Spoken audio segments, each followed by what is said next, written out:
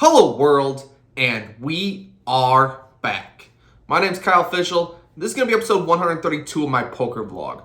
For this one, I play another 2-5 session at Sarasota, Florida, One Eye Jack's Poker Club. I'm happy to announce we're likely going to be able to get 2 videos out a week moving forward. So if that interests you, some more consistent content, please do me a favor, hit the subscribe button. Helps me out a ton. And we're going to start rolling the tape right now. So we are back in Sarasota, Florida, the One Eye Jack's card room, playing some 2-5 no limit. And on the first hand of note, with a button straddle, I'm in early position with King 10 of diamonds. I raised to $30. One middle position player and the straddler calls. So we go 3 ways to a flop of 10 of clubs, 3 of hearts, deuce of hearts. So having top pair, good kicker, a draw to get value from, nothing else to really be worried about besides a flush draw, but I can get value from like pocket 8s, pocket 9s, random overcards. So I go for a $60 continuation bet. Definitely want to size up a little bit, charge the flush draw. Well, the button raises to $150, and now I'm sitting with a $400 stack. Had a bit of run bad running up to this, and this is just going to be a jam. He made it $150. I'd like to get all the money in right now. If my opponent has like 4 or 5, ace-x of hearts, all the above, I'd rather just get the money in while I have the best hand rather than call, see like a queen of clubs on the turn and not really know where I am. So I jam for the 400 and approximately $15, and my opponent tanks for a long time before eventually folding, showing a 10. So I missed out on a little bit of value here, but my opponent had a really deep stack and only had $400. I really didn't expect him to fold, but either way, we'll take it. We're back to about a $700 starting stack. Before I move tables, I look down at the ace of clubs and king of hearts, and with an under the gun straddle again, I raise to $35. The cutoff and the straddler call, so we go 3 ways to a flop of ace, 7, 4, 2 hearts. Pretty good board, got top. I can get value from heart draws, 5, 6, weaker aces like ace, jack, ace, queen, ace, 10, things such as that. So I'm going to continue for small here as I would with most of my range. Even with like pocket kings, pocket queens, I'd bet small here. Hopefully opponents could just fold all their missed hands like queen, jack, suited and things such as that. So I bet $40. To this bet, the cutoff is the only caller. So we are going heads up to a flop, which is the 5 of spades. This is a card I really don't see myself slowing down on. My opponent shouldn't really have exactly 6-8 all too often. 4-5 is possible, 7-5 I guess, but still want to protect against heart draws, want to get value from weaker aces, all of which I'm hoping will call a $115 bet. On this street, my opponent takes a little bit of time before eventually calling. Alright, dealer, let's see a clean river card. Nope, jack of hearts. Out so fast! Very, very horrendous card. Hearts get there, ace jack gets there, all of which are what I was hoping my opponent would have for the previous 2 streets. So now I'm kind of relegated to check. On this card, my opponent bets $125. Now the pot's pretty big at this point. $125 is really small in relation to the size of the pot. I have the nut blockers, so seeing this bet kind of confuses me. I mean, would he really play 7-8 of hearts this way? Probably. I briefly considered turning my hand into a bluff and raising, but I'm not sure how often I would actually do this with like king, queen of hearts. I don't think that I would just check river hoping to check raise. So I think I'm kind of relegated to just call or fold. And I still think I beat ace queen, ace 10, maybe 7-6, 5-6. There are a few hands that I beat. So when I'm confused and don't think that my opponent can have it all too often, I make the call. And this time my opponent had ace 5 offsuit. So definitely a very helpful turn card for him and a very thin value bet that gets paid off by the biggest fish at the table. Following that, I'm in early position with 2 black 6s. I raise to $20. It folds all the way to the cutoff, who 3 bets to $100. And I'm clearly tilting at this point because I'm hoping to flop a set and crack one of my opponent's overpairs. So I make the call. I recommend just folding this versus a 3 bet, but I'm feeling spicy after a little bit of run bad. When the flop is 10, 9, 3, 2 clubs,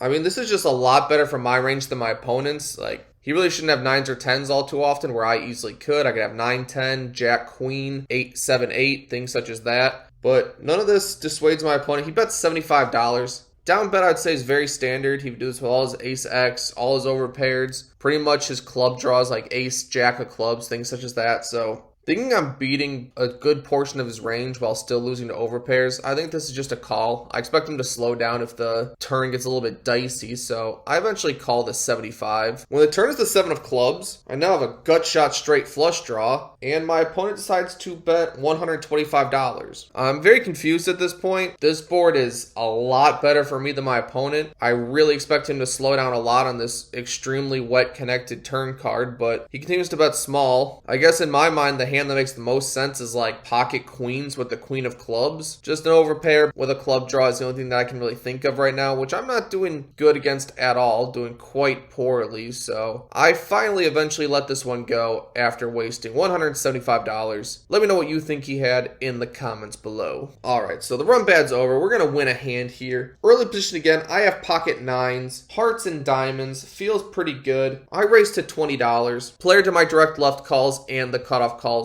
So we are going 3 ways to a flop of 8, 6, 3, 2 spades. It's really hard to keep an overpair with nines, so incredibly happy that I did. I don't have the 9 of spades, so all the spade draws are open. I double block 7-9, which is the most obvious straight draw out there, so that's a hand that I cannot get value from. However, there's plenty of just random over cards that would peel, so I'm going to go for a pot size bet. Unfortunately, I thought there was 4 people in the pot, so that's why I bet 85 into a $60 pot instead of 65 into a $60 pot, but okay, 1.25x pot, we're gonna go with an overpair. Still feels fine, honestly. Middle position folds, the cutoff decides to call, so hoping for a safe turn card. 3 of clubs is extremely safe. I now beat 8-6. Doesn't change much on the board, so drawing hands like spades and 4-5 and 5-7 are all going to pay off another bet. So we're going to size up again here, trying to get value from all these draws. Not trying to give him a good price because they seem to be getting there a lot on me recently. So I bet $200. My opponent thinks for a little bit and then makes the call, and the river is the 5 of hearts. Not a bad card, all things considered. It does not help 4-5 or 5-6, or I double block the nuts straight of 7-9, so I think this is a good board for me. My hand's not good enough to bet anymore. I'm definitely going to go into check call mode based on the size of the pot. I check, and my opponent wagers $400. Massive bet. I expect him to do this with all missed draws, so I think this just has to be a call. Not having a spade in my hand, I think that this is just a pretty standard call, I would say. But when I make the call, my opponent has ace-3 offsuit. So you gotta love the tables where your opponent calls a 1.25x pot bet with bottom pair, and then just drills trips. Ugh, such a gross hand, really. No, no, no, no, no, no, no. Wait.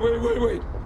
How do you have a 3 there? Ah, well. Following that, an early position player raises to $15. There's one caller. I look down at king, queen of spades. This is probably going to be one of the loosest 3 bets I do. Definitely need to either build a pot, win pre, do something to get this session out of the muck, because boy, is it not going my way today. So I raised to $70. Well, the initial raiser kind of gives out a big haw before raising to $275.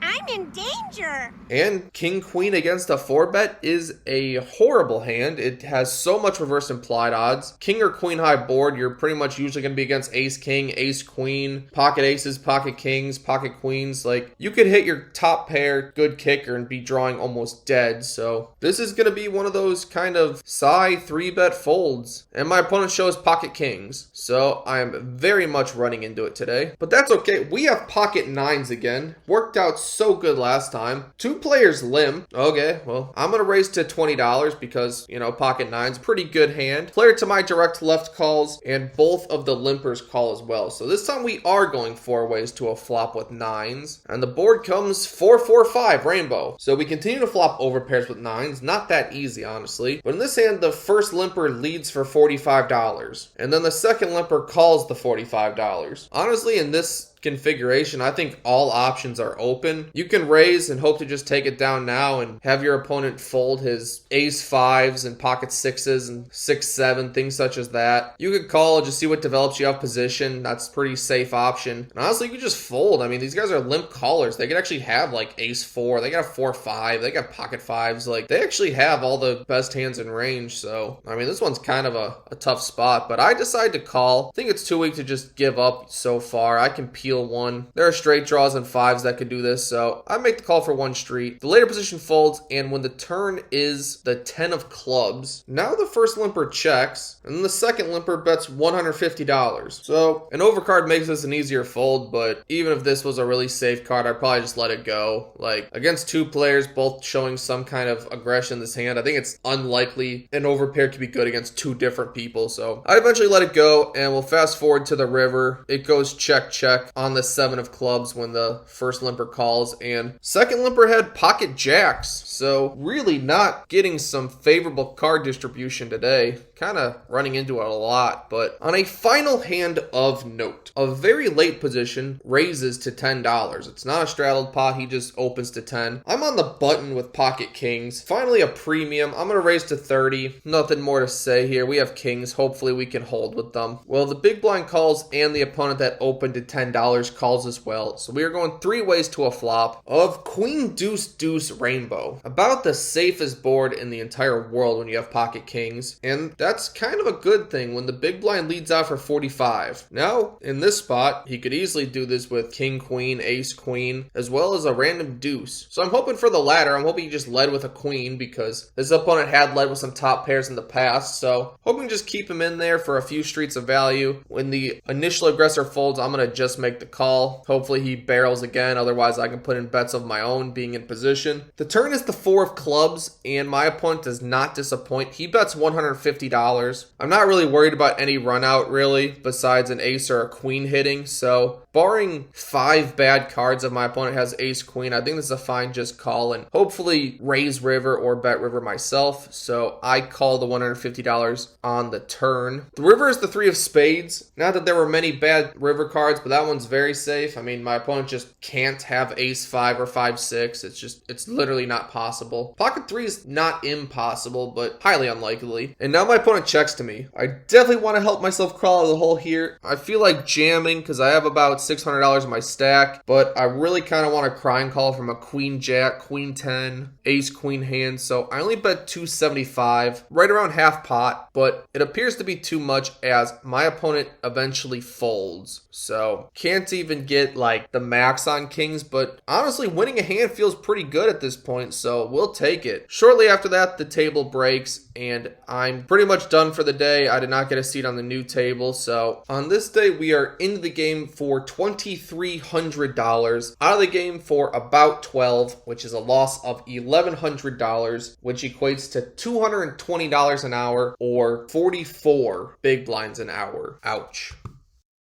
Yeah, this session definitely did not run very good. It seemed like no matter what my opponents needed to hit, they got there. Got a 2-outer, a 3-outer, big pots.